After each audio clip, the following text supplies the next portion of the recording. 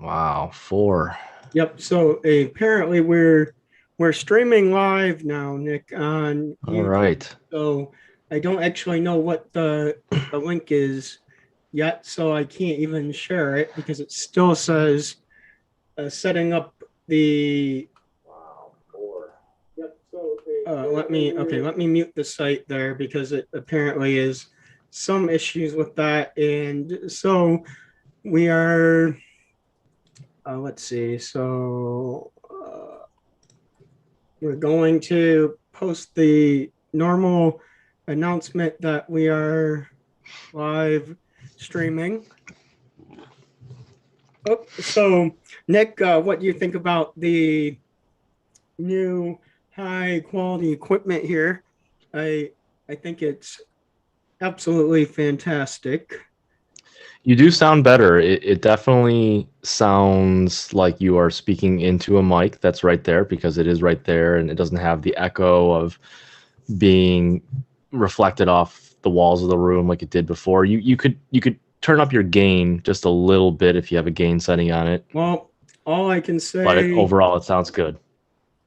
all I can say, Nick, is I don't think that people really want to hear about that. And so all they really want is our, let's see, all people really want is our opening music. So let's All right. get to the show and get to the jokes, Nick. So Oh let's see. boy. So Can't here, ever avoid those.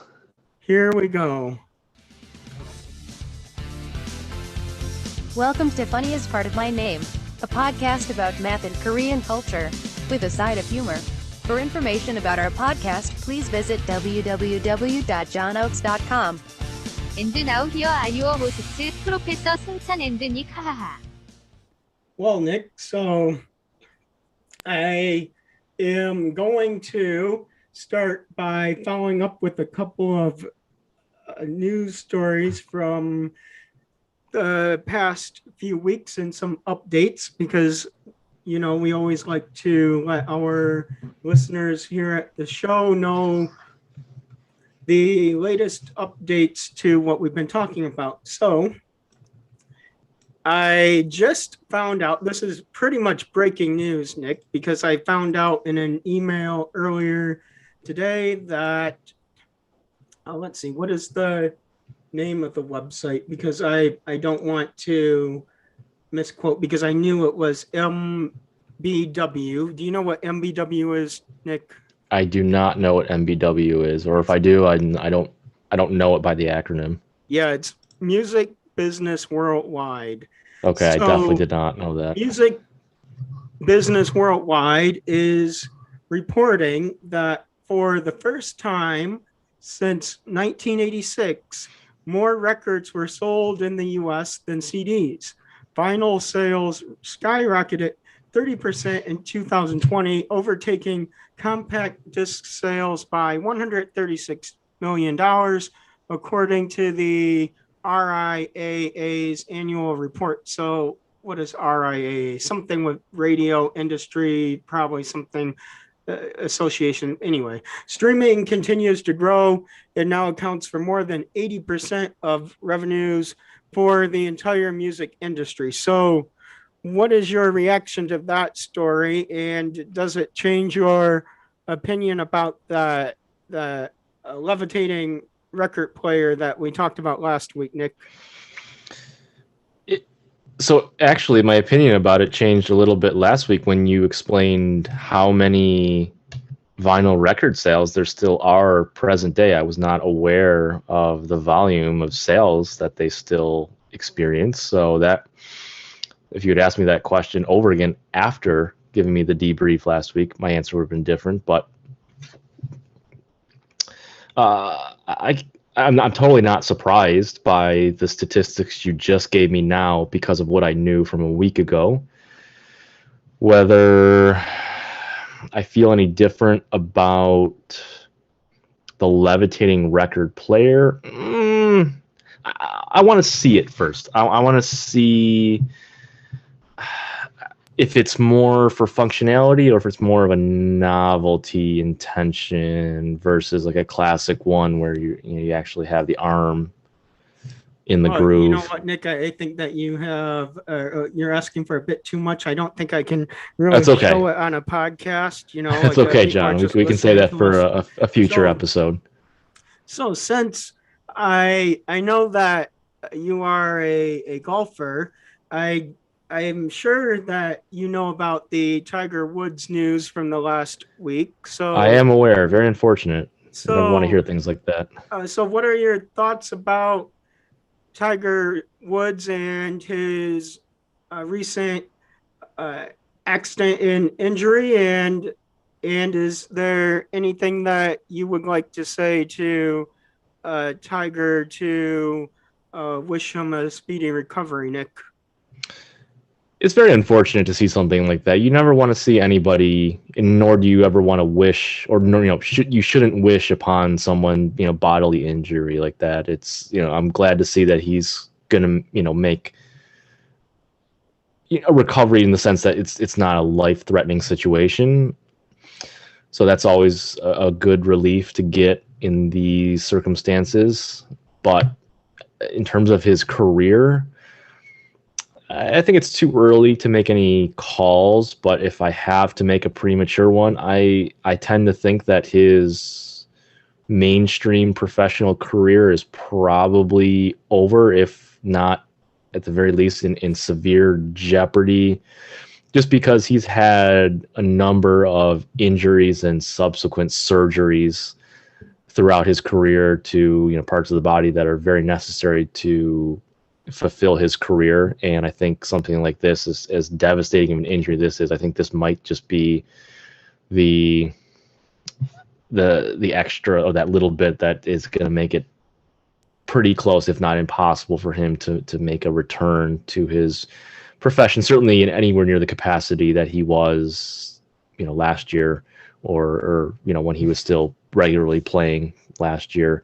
What would I say to him in response is I hope he gets well. I think he's been an individual who's been very influential in a positive way for the game and for the sport, and has really helped to encourage the sport and the game to be as big and popular as it is now. And despite some of the past situations he's had that have not been seen in a positive light, it doesn't change the fact that he's done a lot of good for the sport that he plays and the game he represents. And he was certainly always very classy on the golf course, and I wish him a speedy recovery. Well, yes, and I wish him the exact same. And I think that, like you said, Nick, there's no need for anyone to wish ill will upon anyone else. So I have another story that I think might be of interest to you, Nick. So did you hear this one from CNN? The University of Michigan says it shut down a campus library for 2 days after discovering venomous spiders. And so a small number of venomous Mediterranean recluse spiders were discovered in a basement room of a library in late January, prompting the University of Michigan to close the building for 2 days. And the spiders have also been in subterranean rooms of other campus buildings. So I know that the University of Michigan is somewhere where you have spent some time, Nick. So it is, have you yes. ever seen any of these spiders while you were there? And what are your thoughts on the story? I don't believe I ever saw one of these spiders during my time there. I can't say that I remember seeing any spiders. I'm sure over time I spent enough time there that I probably did see some level of arachnid life on campus, and at that time would have never guessed it was one of these particular species. So, But who really what would you knows? say, right, to the students who are there right now? And do you think that the university made the right decision to close the building? I think it was the right choice. You think you said 2 days was the Yes. duration of the closure? I think that's pretty reasonable. I actually did know that they had closed the library down, but I did not hear the reason for it. So this is a very interesting, intriguing story to See, finally get yeah, and the so motive behind. you know what, Nick? It's only the But best breaking news for our listeners, Nick. So and what a time I to be have it alive, for all sure. right here. So everyone should always Thank listen you. every Monday. So let's see. So another great story here. And by the way, Nick, I went to Oakland University, and the only thing I did that know that. the only thing that we had there were some underground tunnels like connecting the buildings that no one could ever figure out how to get into. But it is what it is. We know. I don't think that I Okay. ever saw any spiders there. At least they kept that sort of riffraff out of their buildings, unlike the University of Okay. Michigan. So now, have It you? must have been some kind of biological preserve experiment. Well, maybe. I mean, you never know. So, did you hear about this one, Nick, from the Metro Times? Oh, and our guest for the next segment has arrived. So we will. Oh, Well, maybe wonderful. Cabrian, you can weigh in on this story Oh, also. So from the Metro I don't Times, see do I you don't know the see any other Metro get. Oh, no, I Times, do. Nick? The Detroit Metro The Times. Metro Yeah, Times. a decade later. Maybe. I'm not a regular reader. I am. All right. So the headline is a decade later, Detroit's crowd-funded RoboCop statue is finally complete, but still awaiting a final home. And so let's see. Oh, you know what? I had a quote for you from it, but essentially in the spring of 2011, the the two people who are behind this Detroit RoboCop statue started just like putting it together because they were dedicating themselves to commissioning local public art projects. And of course, they've raised lots and lots of money for it. And then they were supposed to, and I don't actually know about this, but they were supposed to have the statue at the Detroit Science Center, but that didn't happen because the Detroit Science Center wanted to spend its like its time right now on making things right for people to be able to go there during the pandemic instead of closing a part of the Detroit Science Center in order to erect this RoboCop statue. So, what are your thoughts about this, Nick? Have you heard of this RoboCop statue before? Are you excited for it to come to Detroit? And since it's not going to end up at the Detroit Science Center, where do you think would be a good place for it to end up? I did not know of this. I'm oddly intrigued. I know that RoboCop was based in Detroit as its setting in the script, so I think it has a good connection. I don't. I think I need time to comprehend all the details you just shared, but I'm at face value and just hearing it now, kind of interested to see if this is actually going to happen and how it's going to look. And Oh well, kind of. the statue is actually already built. Oh, it's already built. Oh, but okay. they just couldn't install it at the Detroit at the Michigan Science Oh, Center okay. because of they didn't want to close down part of the Science Center right now to install it. So they're just looking for a home for it. So are you opening up your home for that, Nick? I would love to have my home be the permanent resting spot of this. I don't know if it's going to fit or if it's practical to have here, but if they're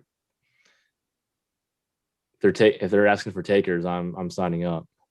So Well, yes, give me I that. actually was thinking that I can completely understand why the Michigan Science Center would be a good spot for it, but at the I agree. same time, I think that I could see it easily going, anywhere in the the Detroit Cultural Center area, like at the DIA or at the Detroit Historical Museum, because RoboCop is a part of Detroit. It's part of Detroit culture. Yeah, Detroit culture, and so I think that any of those places would be appropriate. I mean, just don't send it down the Detroit River and floating into across the border into Canada, because I don't think that we would ever get back. I don't think that would float, John, but I share your sentiment. But did you hear, Nick, that the Detroit riverfront was named the best river walk in America? I did not hear that. I tend to disagree, but I hope it's true. Well, this was actually named the best river walk in America in USA Today's 10 Best Readers' Choice Travel Award contest. And Okay. so, well, Nick, did you know that I am on and off again, volunteer for the Detroit Riverfront Conservancy?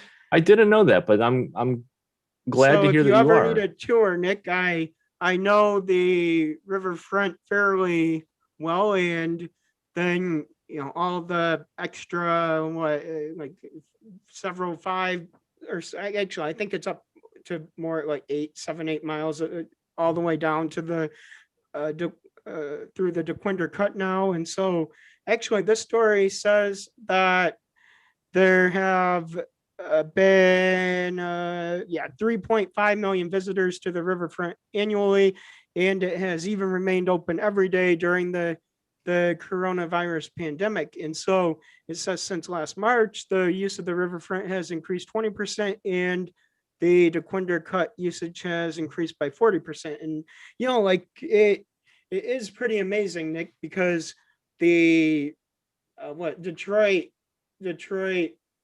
what is it? Detroit. Oh, what's the name of it? Because I haven't been the slow roll. The bike riding event in Detroit, Nick. They Yes. always go along the down Cass and the riverfront and the Quinder Cut, and it's quite the sight to see. So, John, does this mean that now that the weather's getting nicer and warmer, that you can take me on one of these tours? well, you know what, Nick? I can't guarantee that, but I can guarantee not? that it is time for our next commercial break. Okay. And so I will say, Nick, that if you can tell me at the beginning of our next segment what the quote is that is in the ad, then I'll give you an extra 500 points head start in our Women's History Month trivia that's coming up. All right, Nick. I'm not even going to try, John, because it's not going to help me. Listen to the quote very Lowest carefully, score Nick, wins. and then you'll get a 500 point head start. So here's our commercial break.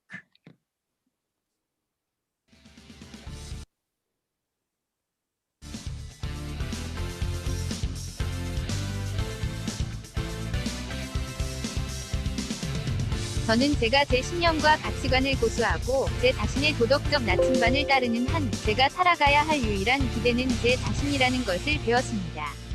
미셸 오바마. And welcome back. So, Nick, did you figure out who that quote was from and what it was about? No, but can I take a wild guess? All right, go for it, Nick. My guess is it's something you said about the promotion of a female mathematician. All right, Cabrian, did you get the quote? No, it ran right by me. That's okay. So It's okay.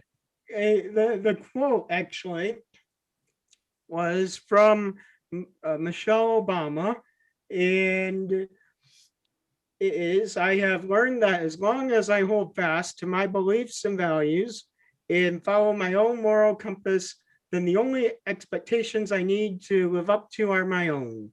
So I think that that is a great quote to start out Women's History Month. So now I do have some Women's History Month trivia, Nick. And if you saw on Instagram earlier, the stakes are high for you tonight. It is 5 years of free ribs. All right, Nick. So if you The win stakes are tonight, high, but the probability is still low.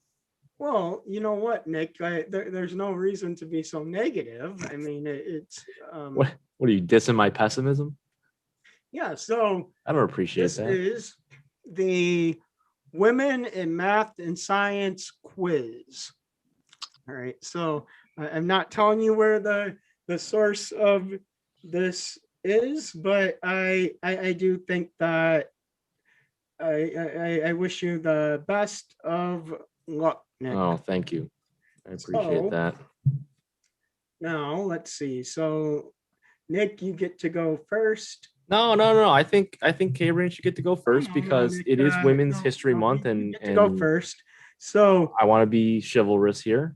it's okay, Nick. All right. So who? I think you should ask our female guest that, John. I don't Well, think she's speaking Well, no. All I can say is on her behalf. that I have to give Cabrian the upper hand, and so you know the drill, Nick. That once you get it wrong, then it will turn into a multiple choice question for Cabrian. All right. Of course it will.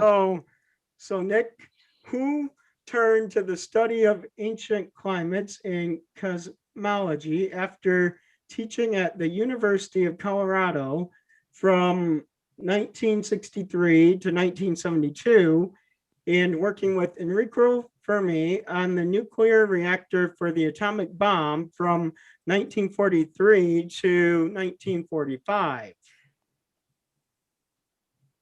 Jeez. Oh, that last part is, oh boy. No part of that clue helped into that very last part about the atomic bomb. And I am deeply ashamed that I cannot remember who this is. And I'm going to just slap myself once I hear the real answer. So I concede. You're conceding already. All right, Cabrian. Yeah. I'm going to give you your choices now. Was it Leona Marshall Libby, or was it Agnes Chase? I also do not know anything about this particular subject. But it's a 50-50 guess in your case. Yep, 50-50 guess, Cabrian. I'm going to go with Miss Chase.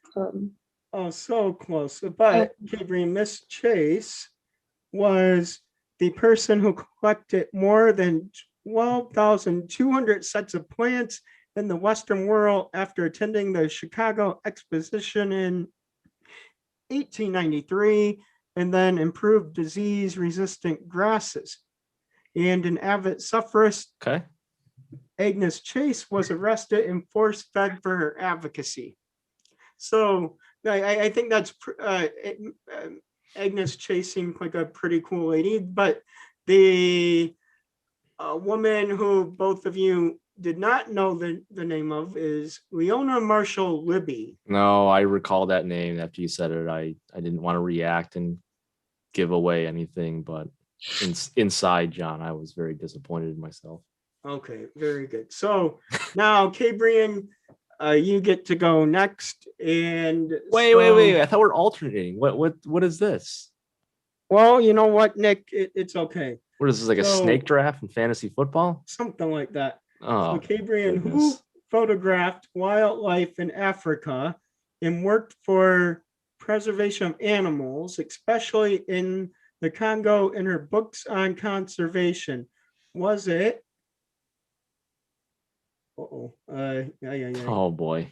Well, hey, all I can say is I have her name. Oh, okay. Was it Mary Jo Ackley or was it Maria Mitchell? I have no idea. No, don't say that. Just guess and be confident. I'm gonna go with Miss Mitchell here. Oh no, so Oh. close. But Wait, John, I- is it I possible was- that after 2 rounds, the two of us may be tied? no, but because Cabrian only got minus like 50 points and you got minus 100 on the first one, Nick. So What was the logic on that? because Cabrian had 50-50 chance and you had a 100% chance of getting it wrong. So So that's he how it finally works, Nick. admits that these So- odds are so stacked against me. John, you are definitely not going to be the replacement, the permanent replacement for Alex Trebek. well, that's He's okay. combating the wage difference. Yep. here. So Oh, I is that will what the tell you okay? that All right. the Maria Mitchell discovered a comet named for her in 1847, taught astronomy at Vassar, and was the first woman elected to the American Academy of Arts and Sciences. And Mary Jo Ackley was the photographer of wildlife in Africa. Wait, did Nick even get to answer this? No, but it didn't matter. I wasn't going to get it right anyways. Yep, that's okay. But being wrong, like we are both learning more about. we women. are. Yeah, I know. I see, definitely learned. Isn't from this great, Nick? My self-esteem takes a major So, blow, but my now, Nick, learning is This is your next question. So, who earned more than 27 patents, including a safety feature for sharp shuttles and textile mills, improved windows sashes, and perfected a machine to create square bottoms and paper bags? God, I have no idea. The only good news from this experience, John, is that my opponent is also not getting any right. So at least it doesn't seem like I'm sexist for not knowing the answers to these. Well, you know what, Cabrian? Since Nick doesn't know, again, this turns into a 50-50 shot for you. So your choices are Margaret Knight or Margaret Nice. Wait, what? Margaret Knight or Margaret Nice. Oh, this sounds like a trick. Don't fall for this. Don't fall for this trick he's giving you. And you say she invented a paper bag machine or perfected. Did I hear that right? Uh-oh. Oh, Yes, John, you yes, didn't read it right. No, yes, the square bottoms and the paper bags. I'll go with Margaret Nice. And that is Nice answer. correct, Cabrian. Oh, what a So- nice answer. I was really So- hoping it wasn't.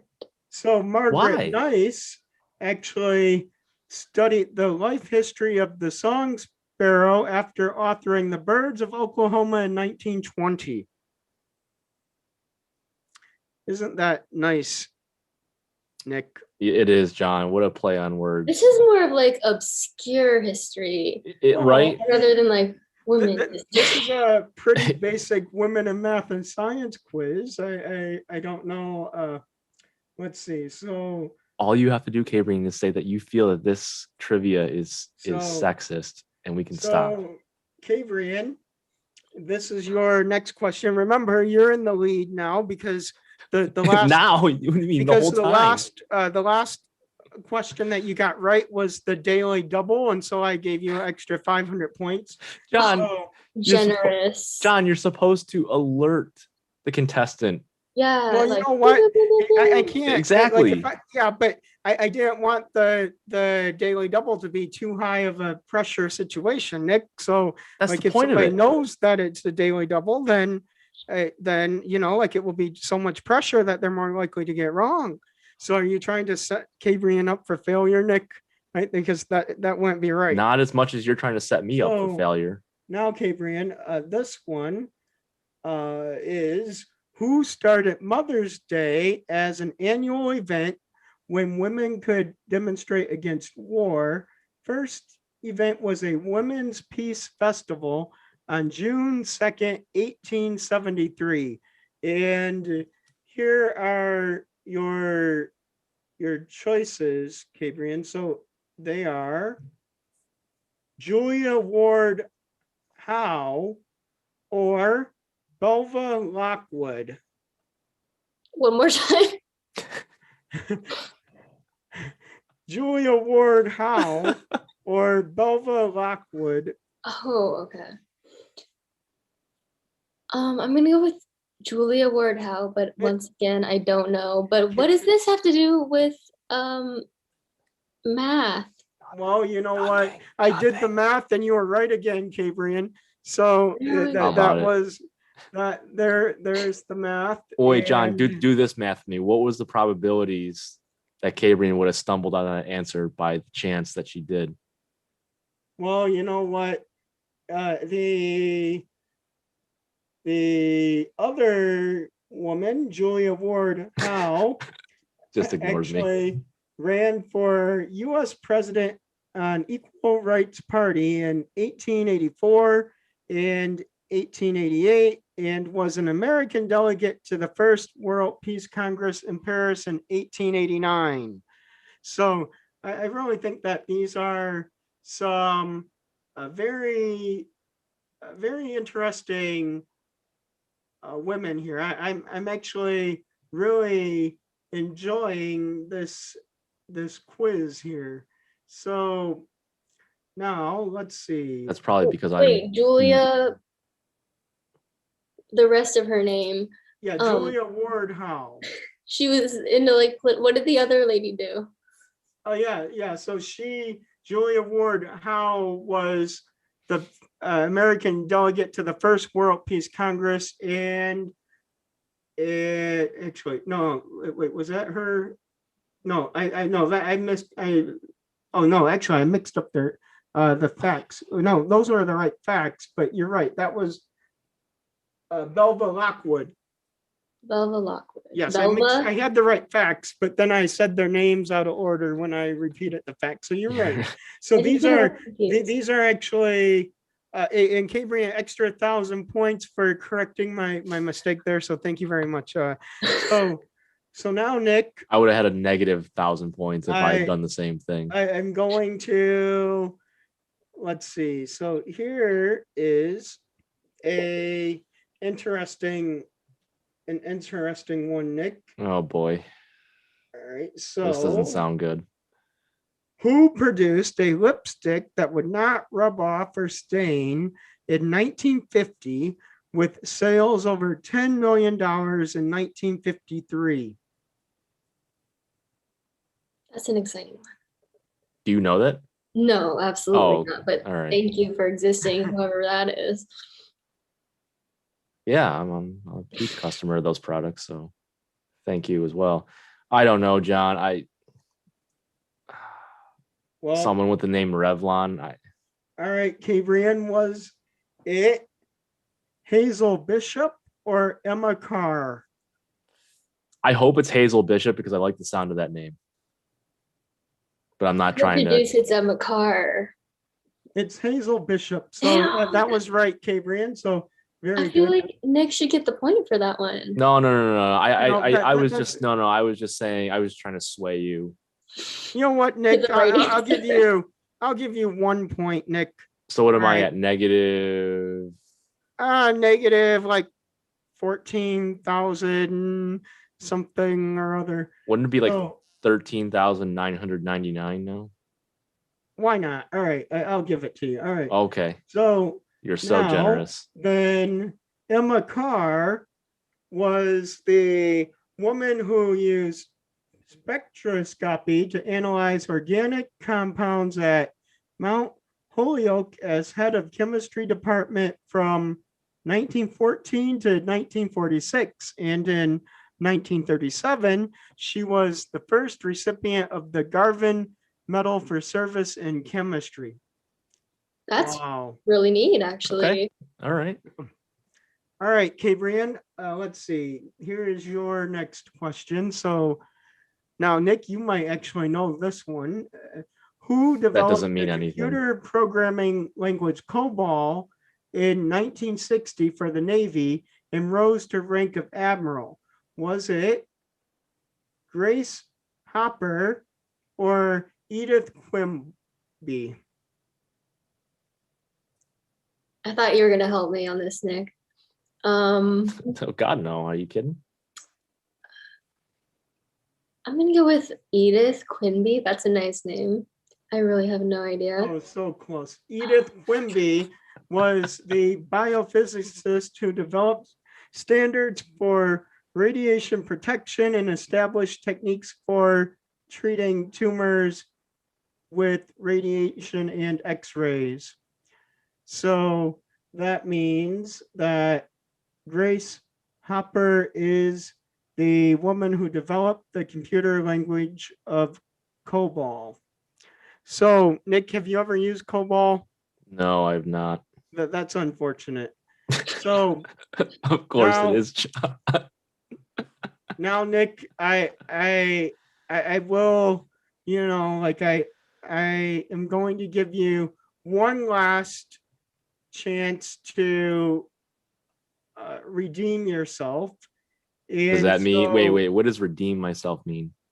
If I get this right, I get the ribs. If you get this question correct, then at least you won't be in the negative. All right, John. So- Before you give me this, since I know I'm not gonna win, what does Cabrian get when she wins? Well, I will say that.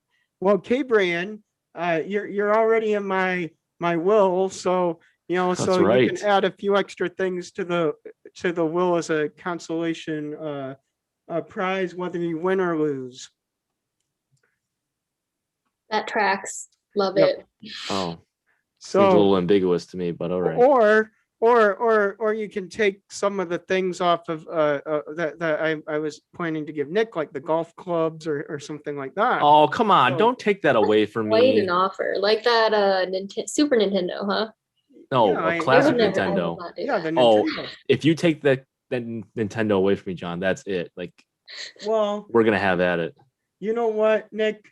Unfortunately, we ran out of time for your redemption question, and it is unfortunately it's time for our next commercial break. And so, Cabrian, if you'd like to stay for our final segment, you're more than welcome to, because after the break we will be talking about the news from Korea, and that's how we usually end our. No, John, we end with my ridiculous joke.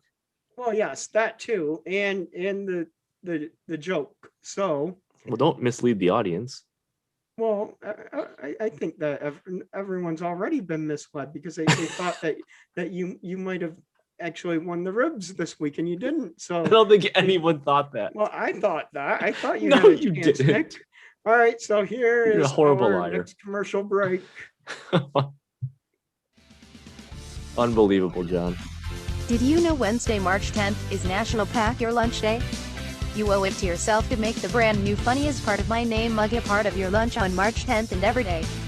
Remember, you can get the mug exclusively on www.johnoaks.com. And now back to the show. So, Nick, did you get your mug? Yeah, but I didn't get it from johnoaks.com. I got it from John Oaks. I mean, for our YouTube listeners who can actually see this right now, It's beautiful. see that I have my mug in here, but it's sort of empty because Nick was over here for drinks a few nights ago and drank everything here, and so I was left with nothing. So I really had nothing to put in the mug, and so except some toilet water maybe or something like Oh, that. come And so on, I thought, you know John. what? I'll Oh. wait until better days are Oh. here and my my drink cabinet is restored. All right. So Oh, John. This I don't know anymore. now, Nick, the good news is that I am actually going to ask you about this sort of news article that isn't from Korea, but it's from Singapore, so over in Asia, and I think it's something that I can see the Koreans trying at some point. So, did you hear about the Singapore vending machines that now dispense salmon, crab, and even cacti? And so many entrepreneurs are turning to vending machines as the barriers to entry are low, and a compact, densely populated city like Singapore is ideal. The variety of food is increasing, and some machines are now selling other items, such as books and cacti. Vending machine played a key role in Singapore's pandemic response, with 1,200 of them installed around the island to dispense free masks. So, what are your thoughts about these new vending machines in Singapore? And do you think that they would be a hit here in the US or in Korea, or where would you want one of these vending machines, Nick? So you said salmon, crab, and cactus? Yes. Are these things meant for consumption? Well, yes, and they also said that they're well, actually, you know what? The salmon and crab are, but the cacti like is lumped in with other items like books and cacti, but there are also machines that have Wagyu beef in them also, in addition to the Oh. salmon. So, so I mean, if you walk by one of these machines, or if you could have even a vending machine with anything that you would want in it, Nick, what would be maybe the number one item that you wish could be in a vending machine?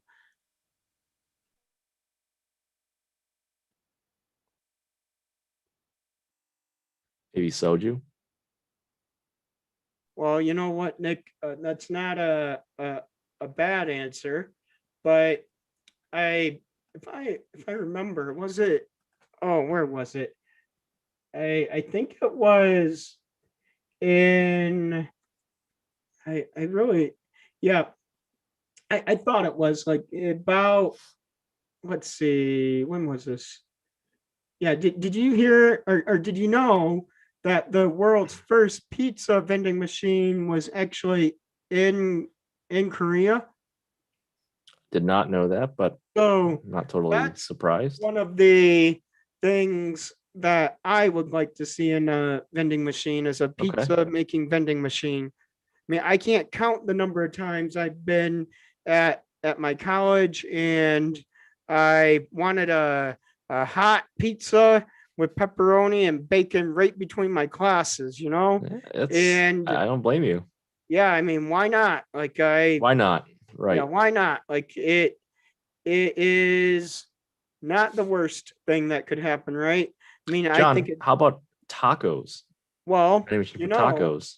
let's see. Let's figure out if there has been a taco vending machine, Nick, because I'm sure If there's that, not, you should start doing one. well, let's see. So, yeah, so actually, wait a second. This is, wow, this is actually pretty interesting, Nick. I don't know. I just sort of looked it up because of you mentioning this, but it says that one day ago, this story was posted, but it says the top sale is a taco snack vending machine in Korea. Wow. So that's I guess that is interesting. I don't know, what sort of weird website this is that I just found, but apparently there are some taco vending machines around in Korea, Nick. Okay. Let's go. Why not? And where outside I like to go, Nick, actually, is the Busadong Book Alley in Busan, South Korea. So have Okay, you let's heard go. about this book alley, Nick? I'm not, but I want to learn. So it says, forget exploring just one bookstore. This street in Busan is home to dozens. These stores are so overcrowded with reading material that their inventory spills out into piles into the street. Good luck trying to find something to read among the stacks of books. But if you love being surrounded by thick bound volumes, you'll love exploring this particular alley. So, what are your thoughts on this, Nick? And do you have any books that you would try to find translated into Korean when you maybe visited this book alley?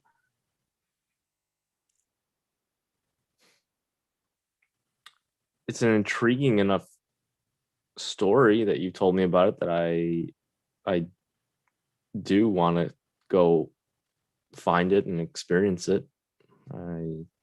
It's kind of one of those interesting, intriguing marvels that I think is just captivating, and I want to hopefully go visually witness it. In terms of what I would hope to find there translated into Korean, a Korean version.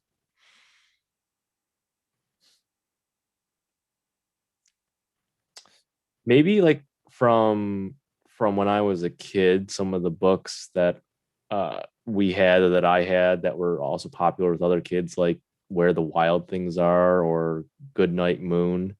It would be fun to see books like that are such like household classics in a Korean version. I think for me that would be meaningful and significant and very interesting to see. You know what, Nick?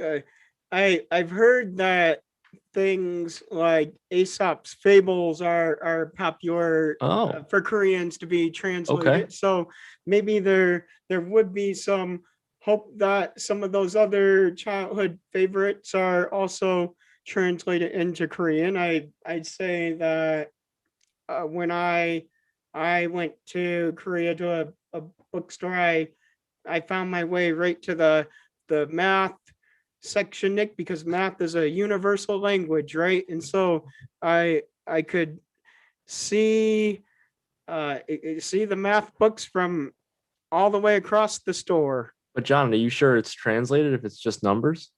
Well, all I can say is that it looked translated to me, Oh, okay. and that I I I actually think that some other books I would like to maybe bring back are, oh, let's see, like anything that might be some rare first edition book, just to say that I have an old book from Korea that may have been in like before Hangul and in the Hanji and in what Koreans like read in the ancient times. So Okay. that would be nice to have also, like an ancient book. Yeah, I can get on board with that. So Nick, have you heard that the where is it? Shake Shack is doing a collaborative series with like chefs from around the country, and one of the chefs that Shake Shack is collaborating with is a Korean chef, and so his name is Jung Hyung Park, or Park Jung Hyung. Okay. And so Mr. Park earned a degree in food science at Kyunghee University in Seoul, and then he went to Finland on a foreign exchange program to Finland, and then started studying European food culture, and then traveled to 30 different countries after the exchange program in college. And now he, oh, by the way, he had a, a, a restaurant in New York City that turned into the like a 2 Michelin star restaurant in 2011. And now he is, let's see, opened a restaurant called Atomics. So, what are your thoughts about this, Nick? Would you, go and visit this sort of pop up restaurant from Chef Park and Shake Shack? 100%. I don't see any reason why I would not enjoy the food selections that this place would offer.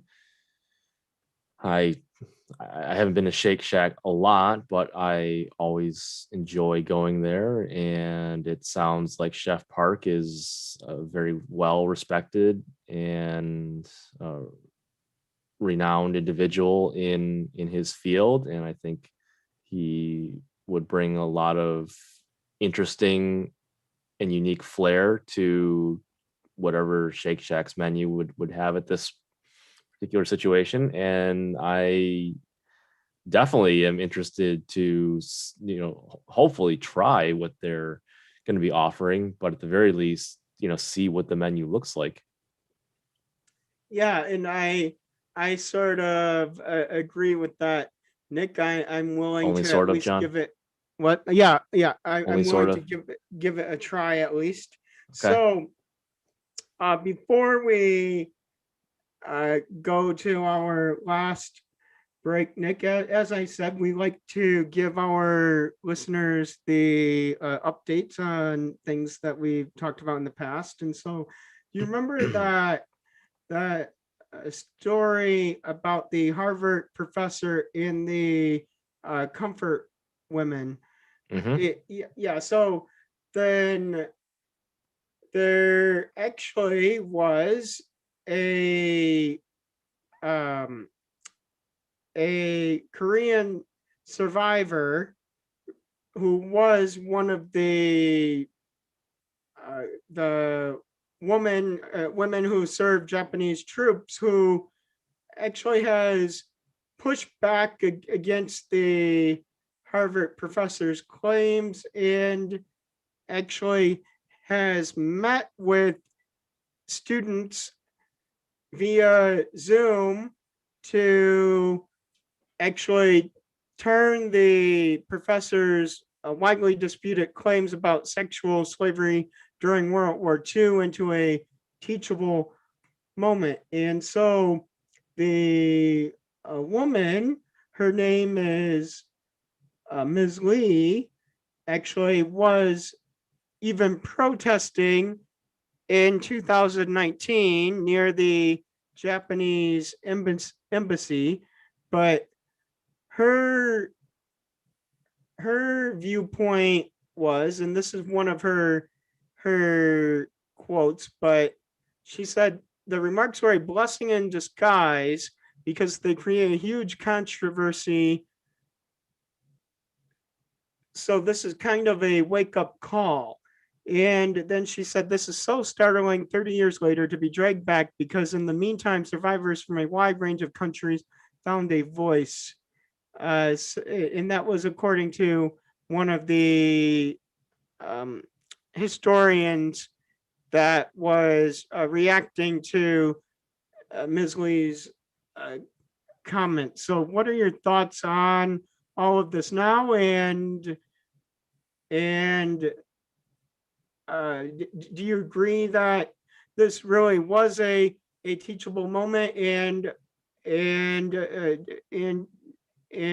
what are your thoughts on Ms. Lee, like graciously, I guess, in my opinion, taking her time to meet with these students?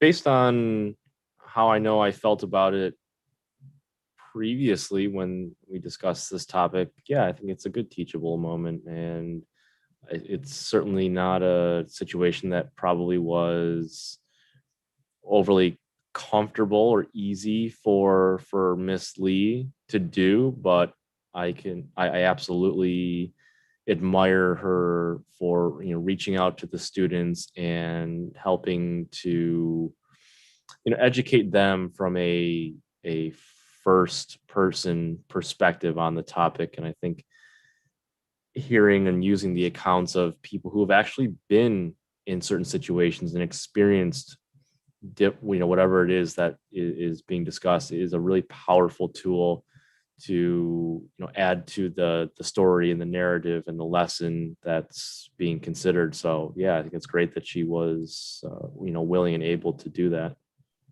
And Nick, I think that like that you summarize a lot of what the article has said, right, by saying that, because another quote from the article says, survivors' testimony drives much of the academic narrative on the topic, yet many scholars say that conservative forces are once again trying to marginalize the survivors. And so I think you're absolutely right, Nick, that the fact that Ms. Lee was willing to give her story to the students was so important, especially as she is 92 right now. And so even though, like I was mentioning, the other quote said that it was startling to be dragged back into this whole situation 30 years later from the last time that she was. I admire Ms. Lee for taking the time to speak with the students and setting the record straight. So yeah, absolutely. And it's unfortunate that a lot of voices like that are silenced by, as you said, critics or the media or whoever.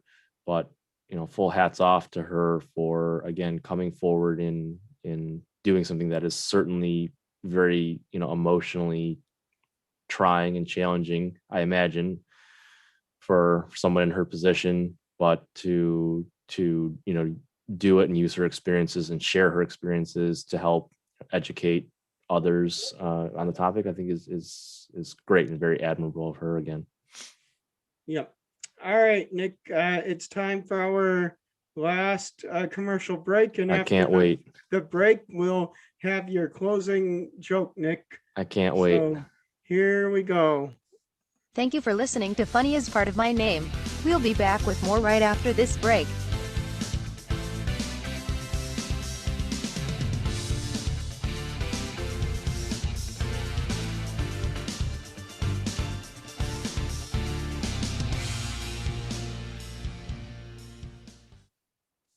Now, Nick, that break was only that break may have been an extra 5 seconds today, just so that okay, you had extra time to plan your closing. Didn't matter. I had it ready. Joke. So, Nick, take it away. Thank you, John. All right. Why is diarrhea hereditary? Well, I might say that does it have anything to do with being red? No. I don't even know what that means, but no.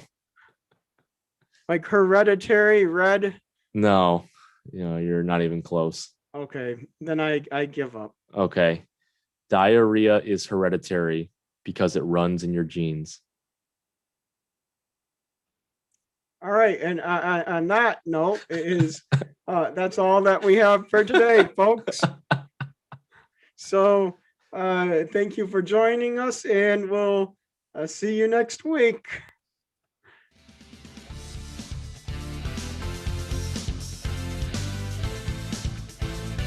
You've been listening to Funny is Part of My Name. Please visit www.johnoaks.com for resources and recordings from past episodes. And don't forget to join us back here next Monday